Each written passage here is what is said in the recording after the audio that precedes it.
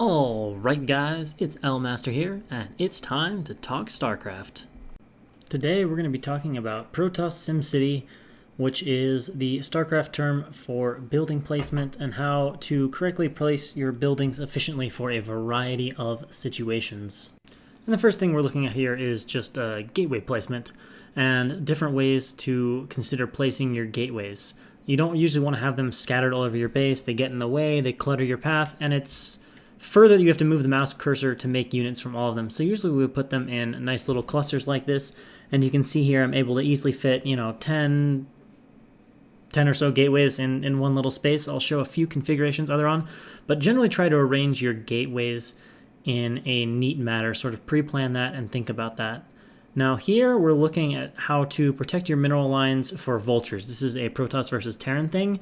And basically what you want to do here is block off paths to the main mineral line with different buildings. So you can see there I've put the core, the gateways block everything from the bottom, and then you'd want to structure your building ahead of time so that there's no way the vultures, if they slip into your main base, can then go and harass the probe line.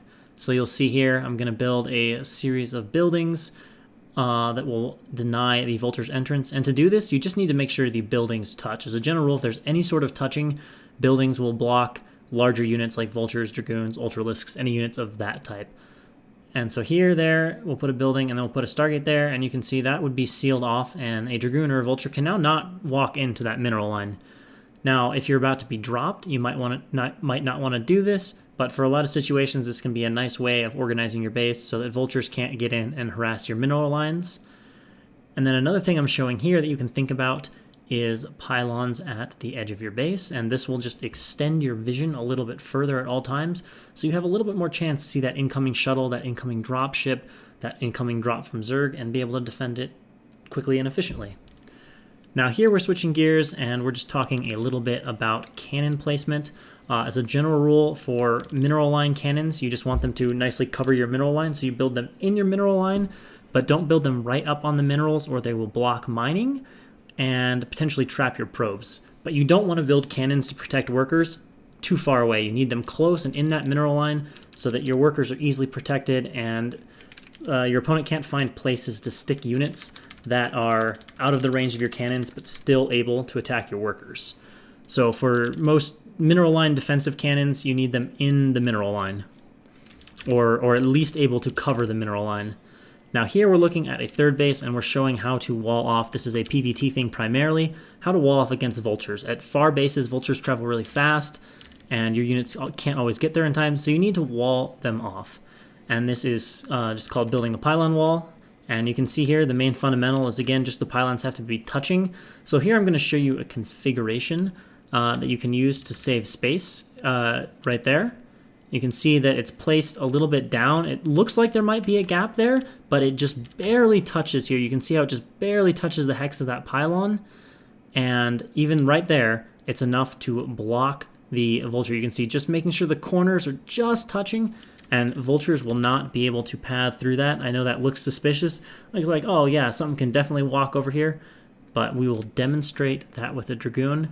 And for this kind of anti-vulture SimCity, you can use anything you want. Any sort of building will work just fine. Pylons are commonly used, but if you want to put a forge down there or something, that will also work.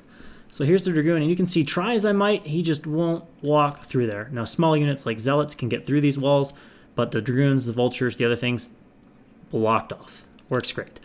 I would almost always recommend doing that in PvT. It will help you tremendously when dealing with harass. So we talked about some PvT stuff. Now I want to talk a little bit about PvZ stuff and some Zerg options, as well as going over gateway configurations. So what I'm showing here is those are the kind of locations you would want to place cannons against a Zerg player. Rather than covering the mineral lines, you might want to have them a little bit more forward to defend incoming attacks rather than harassment. Zerg can do drops in the mineral lines. You might need a cannon or two there, but oftentimes you will want to have the cannons more at the front. Now this is a configuration I might use for anti-vulture harass in PvT with the cannons close to the nexus. That kind of protects the ramp and the back nexus. I was talking earlier about gateway layout. I wanted to touch on this here with these gateways. Notice this pylon. Watch what happens when I build this dragoon. If you noticed, nothing popped out. It disappeared and my money actually rose. If you didn't see that, take a look at the clip again. I actually get refunded the money, but my dragoons will never pop. So if you build gateways in too much of a long, tall row, you'll end up having major problems because you won't be getting all your units out of them.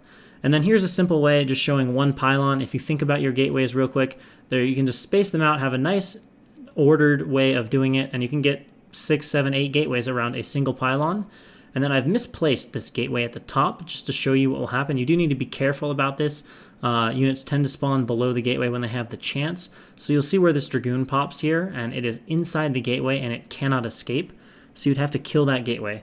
So you can position a lot of gateways around one pylon in a nice, neat structure, but you do need to be careful about the gaps you leave and make sure that those hexes aren't touching or you can end up trapping your units.